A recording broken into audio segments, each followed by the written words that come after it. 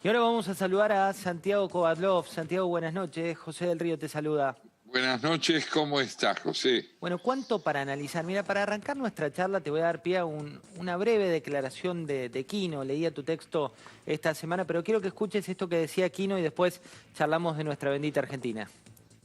He tratado siempre de no hacer una actualidad así rigurosa, porque hay gente muy buena en la Argentina que lo hace, pero claro, es un trabajo perdido, porque hablan, por ejemplo, sobre un ministro que a los 2 meses ya no está más y ese chiste no se entiende más, o sobre algún accidente o algo que ha pasado en el mundo y no sé, yo prefiero que mis cosas, digamos, sean temas permanentes.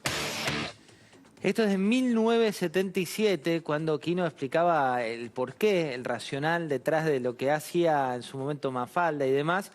Y la Argentina, cuando ves hoy el humor de Quino, lamentablemente es la misma fotografía. Bueno, eso evidenciaría dos cosas. Primero, la enorme capacidad de percepción de Quino para advertir lo que son los problemas estructurales del hombre y de una sociedad, cosa que le ha permitido a él sostenerse en una actualidad constante. Y por otra, yo diría, delicada melancolía que encierran sus dibujos, sus figuras, en tanto expresan problemas que a fuerza de ser constantes evidenciarían cierta ineptitud para resolverlos por parte del hombre. Entonces, estos dos aspectos creo que son importantes. Enorme aptitud de discernimiento para ver lo constante y tristeza, dulce tristeza unida al humor para ver qué ineptitud tiene el hombre para resolver esos problemas que no son sino perpetuos. Santiago, el rumbo de la Argentina hoy, ¿no? Veíamos el fin de semana pasado anuncios por parte del gobierno y son anuncios como desesperados. ¿Cómo lo estás viendo? Bueno, yo diría que estamos delante de una clara duplicación de semblantes de la Argentina. En un momento dado presumimos que el gobierno tenía dos semblantes, uno era el del presidente y el otro de la vice. Poco a poco se advirtió que el rostro del presidente era el de la vicepresidenta. Pero ¿dónde está el doble semblante de Argentina? Y tenemos evidentemente una lectura que hace el gobierno esencialmente asociada a la idea de la eficacia de su gestión, en todo caso entorpecida por la oposición y por una sociedad rebelde que estaría del lado del odio, de la enfermedad y de la muerte. Y del otro lado tenemos un auspicioso protagonismo social que se puso de manifiesto en las marchas últimas, que empezó a asociar la idea de su disconformidad con los riesgos de la República. Ya no eran reivindicaciones parciales, ya no era primordialmente la queja por esta o aquella situación ante la que había disconformidad. No, la República está en peligro y la gente sale a la calle porque quiere instituciones representativas de la Constitución Nacional. Y a esto se une un hecho enormemente significativo, que fue el pronunciamiento del 29 de septiembre por parte de la Corte. Es un hecho que no debe ser concebido como revelador de una resolución definitiva de la cuestión que está en juego, pero sí es revelador de un pronunciamiento sumamente rico en contenidos constitucionales, y es que la Corte dijo la última palabra la tenemos nosotros, no porque somos un monopolio que tiene fuerza, sino porque somos una institución nacida del ideal de la República, en el cual el concepto de ley en última instancia está sujeto a la decisión de la Corte. ¿Y qué dijo la Corte en ese pronunciamiento? Vamos a preservar los valores republicanos. Así lo dijo el presidente de la Corte en un texto ejemplar y contó con la unanimidad del apoyo de quienes integran esa misma Corte, y que acaso mañana disientan con él en otros aspectos, pero no tengo ninguna duda de que estamos delante de dos lecturas del conflicto argentino. Una es redencional y es la del gobierno. Estamos aquí para salvar a la Argentina de la oligarquía, de la corrupción representada por la clase media, de los delitos que cometen y los quieren encubrir atribuyéndonos a nosotros, diría la vicepresidenta, delitos que no hemos cometido. Y del otro lado, una clase media que le dio al país el extraordinario desarrollo histórico que ha tenido y que asocia la idea del desarrollo a la del mérito y la ley. Santiago, hablando de estas tres cuestiones, ¿no?, que disparás, te voy a llevar a una frase del presidente de la Nación, de Alberto Fernández, hablando de un fenómeno que se está dando sobre todo en esa clase media y que tiene que ver con los chicos que quieren irse o con las familias que quieren irse. Veamos qué decía el presidente y después charlamos de esto. Escuchaba un formidable discurso de Máximo, donde él llamaba a la reflexión sobre esta nueva retórica de los argentinos que se van. No se vayan, hay un país que construye y hay argentinos que necesitan. Lo que hace falta es que todos nos arremanguemos, que todos nos pongamos de pie y que todos hagamos el esfuerzo para construir un mejor país. Es raro, ¿no? Casi como espectador les dice no se vayan y en realidad hay que ahondar en las causas de por qué se van. No es una cuestión retórica, sino que tiene que ver con los datos de estos últimos meses. ¿Cuál es tu opinión, Santiago? En primer término, yo diría que revisemos lo que significa irse. Mi hipótesis es que el gobierno se ha ido de su responsabilidad republicana. Que entidades como la Cámpora son entidades seniles integradas por jóvenes, que se han ausentado de la construcción del poder político sometido a la ley y que quieren invertir esa relación presentándonos a la ley subordinada a la política. Esto es irse. Irse es irse hacia el pasado. Irse es irse del presente como tarea de construcción de un poder que ha capitalizado sus fracasos. Irse es querer restaurar lo que ya hubo y generó pobreza, desesperanza, maniqueísmo, autoritarismo, autocracia. Eso es irse. ¿Y de dónde se irían los jóvenes que se están yendo o se quieren ir? De ahí. De ahí se quieren ir. No se quieren ir de la Argentina que les brinde la oportunidad de conciliar la democracia con la república, el trabajo y el progreso. Se están yendo de la dificultad o de la negación que el gobierno impone para poder afirmar los ideales de la Constitución Nacional en el ejercicio del poder público. Los grandes ausentes son los que pelean para restaurar el pasado en el presente. Santiago, lo sumo a Pablo Fernández Blanco con una pregunta. Gracias, José. Me quedé pensando, no, Santiago, en lo último que dijiste y me pongo a pensar y te pregunto, ¿no? ¿Quién sería en la política argentina, dentro de las figuras políticas argentinas de hoy, quien encarnaría mejor esa eventualidad, esa potencialidad de progreso? Porque la economía tiene que ver mucho con el progreso y si me pongo a ver los números de la economía desde 2011 hasta ahora, haya estado quien haya estado en el gobierno, no podemos decir que haya habido progreso.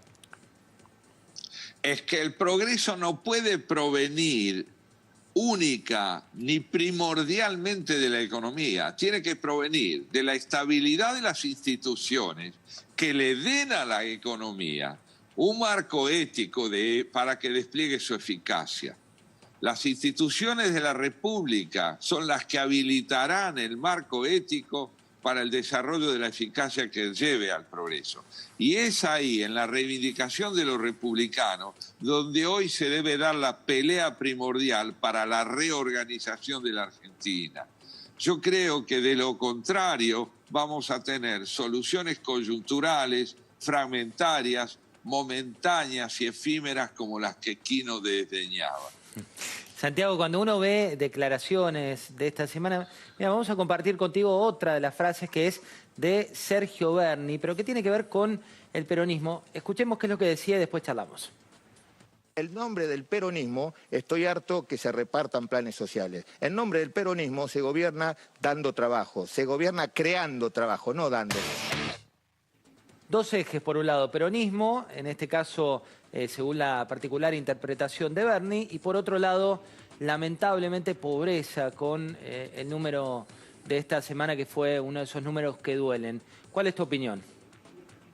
Bueno, cuando lo escuchamos a Bernie decir que se resuelve el problema mediante la creación de trabajo, mediante el desarrollo del empleo y colateralmente con educación, con habilitación profesional, ¿a quién estamos escuchando? A Pichetto, otro peronista. A Pichetto en el mejor sentido del término. Pichetto es un hombre que viene a decirnos que lo que el peronismo quiere es un capitalismo que se desarrolle en el marco republicano. Entonces, ¿a quién representa Bernie cuando habla como habla? ¿Al gobierno que tenemos o al peronismo que quisiera transformarse en parte de un sistema republicano? Ese es un Bernie. Después tenemos el otro que está más cerca de un vaquero, es decir, que sale a probar que la ley se impone por la fuerza. Su dualidad es algo que constituye, a mi juicio, para él un desafío. Él tendrá que optar entre el desarrollo inscripto en el marco del trabajo, la educación y la salud, o la imposición de un orden por una fuerza que no tiene otro apoyo que la prepotencia. En consecuencia, estoy escuchando un coro de voces en el gobierno, pero es un coro desafinado. Los bajos cantan como altos, los tenores parecen bajos. Hablando de ese coro, lamentablemente hubo un dato de 3.500 muertos en la provincia de Buenos Aires que, según dijeron, por cuestiones metodológicas habían quedado fuera de la lupa, pero de golpe eso no se puede tapar. ¿Cuál es tu análisis? Subestimar el significado de la muerte por razones políticas, subestimar la magnitud de una tragedia por razones de administración ideológica, es desentenderse de la política, porque la política, en su sentido más noble, es la posibilidad de gestionar los problemas con espíritu solidario. Ahora, donde la muerte es subestimada en nombre de la necesidad de resguardar una imagen, estamos delante de un delito moral gravísimo, donde el sufrimiento no tiene significación.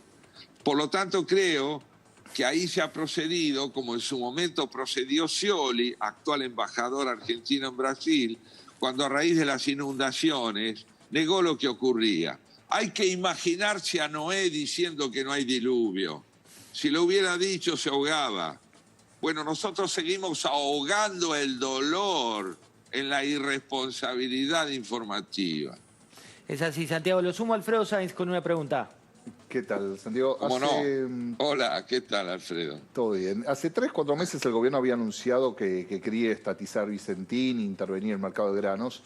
Y ahora el último jueves dio una serie de medidas más pro mercado, incluyendo una baja de las retenciones a las aceiteras. ¿Es creíble este viraje del gobierno hacia una posición más pro mercado?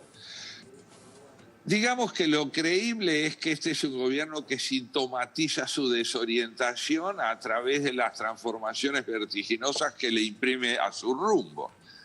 ¿Cómo va a ser creíble una conducta que no fundamenta la razón de su procedimiento? Hay demasiada velocidad en los cambios para no creer que se está corriendo atrás de una credibilidad perdida. Corren demasiado rápido para que no se vea hasta qué punto no saben hacia dónde ir. Eso es muy grave para todos. Y hay una enorme impunidad verbal cuando las contradicciones no son aclaradas, cuando no se pone de manifiesto aquello que se está cometiendo diciendo sí un día, no el otro. La devaluación de la palabra en la democracia es la devaluación de la convivencia, de los consensos y de todo aquello que permite que en un proyecto económico, en este caso, sanitario en otros, permita generar conductas donde oposición y oficialismo no disientan, porque lo que está en juego no es materia de partido y se obra con hombres partidos. Santiago, te llevo mucho al blanco y negro, pero porque últimamente la verdad basta con revisar la historia para entender dónde estamos situados.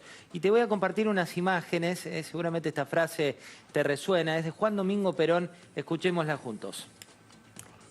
También lo dice Mao, lo primero que el hombre ha de discernir cuando conduce es establecer claramente cuáles son sus amigos y cuáles sus enemigos.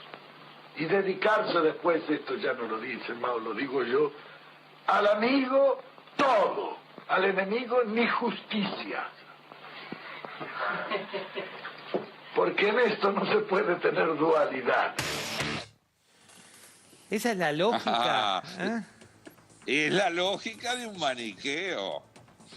Un hombre que solo cree en los amigos condena al adversario a no significar nada y entonces lo llama enemigo. En política puede haber adversarios, pero si hay enemigos es porque no hay ciudadanía. La ciudadanía es la pluralidad de gente integrada en distintas perspectivas. Lo que está diciendo el general Perón es que hay un partido solo, el de los amigos, y los demás no son partidos, los demás son ausentes, espectros de ciudadanía condenados a desaparecer no mediante el crimen, porque el crimen pasa a ser virtud. Santiago, la sumo a la más joven aquí del equipo, a Sofi Terrile, para que te haga su pregunta. ¿Qué tal, Santiago? ¿Cómo le va? ¿Cómo no? Bueno, cuando Hola. lo escucha hablar a algunos funcionarios del gobierno, como por ejemplo Santiago Cafiero, hablan de un discurso de odio que está circulando por la sociedad. ¿Usted coincide? ¿Dónde lo ve? ¿Por dónde circula? Bueno, siempre es interesante escuchar al oficialismo, porque es maniqueo por vocación y estrategia. ¿Qué es el odio desde el punto de vista oficial? Disentir y denunciar. Disentir y denunciar la insuficiencia y la inconsistencia de sus políticas. Eso es lo que el gobierno necesita llamar odio, porque la estrategia del gobierno está asentada en lo que le escuchábamos decir al general Perón. Es preciso que el otro no exista con derecho, solo debe existir como enemigo. Entonces, ¿qué diríamos desde una perspectiva democrático-republicana? ¿Que el oficialismo está lleno de odio? No, diríamos que está lleno de unilateralidad, porque estamos defendiendo el derecho a la discusión, mientras que ellos están promoviendo con el concepto de odio la imposición del silencio. Santiago, hay una cuestión que al menos a mí me parece bastante nueva desde el regreso a la democracia, que es antes uno podía disentir y la verdad que cambiabas de canal, mirabas a otra persona. Hoy hay una necesidad de cierto segmento del oficialismo, cierto segmento del periodismo, de tratar de neutralizar al que piensa distinto. En lugar de fundamentar su opinión, decir que el otro está equivocado y tratar de cerrar la cantidad de voces que piensan distinto. ¿Por qué crees que se da esto? Porque no son necesarias las instituciones de la República. Eso significa que la vida parlamentaria no tiene necesidad de ser. ¿Qué es un parlamento? Es el lugar donde el disenso se convierte en materia de discusión, pero no de negación, de intercambio de ideas. Un parlamento es el lugar donde el consenso se alcanza reconociendo el derecho parcial del otro a participar de la razón. Si el otro no puede participar de la razón, en parte con su opinión matizada e integrada a la de lo que opina el adversario, es porque las instituciones no son necesarias. ¿Qué hace falta? Un ejecutivo hegemónico y único, verticalista y autocrático, que convierta a la Corte Suprema y al Poder Legislativo en eco de esa autocracia que no aspira al diálogo, sino a la autosuficiencia. Tremendo, ¿eh? La última muy cortita, la relación Argentina-Venezuela siempre es noticia y esta semana fue noticia ¿Qué refleja el espejo de Venezuela para nuestro país? Yo creo que nosotros no nos encaminamos necesariamente hacia el modelo venezolano. Me parece que no hay que confundir la magnitud de la tragedia que vive Venezuela con el deterioro y la corrupción de la democracia argentina. ¿Por qué? Porque no está decidido en la Argentina la existencia exclusiva del oficialismo. Tenemos una parte muy importante de la sociedad argentina que se reagrupó a partir del 41% del año 19 y que está expresando su decisión de vivir para la ley, para la república, para la democracia, para el trabajo y para el desarrollo. Y esa mitad es la que tiene representación también en los partidos de la oposición.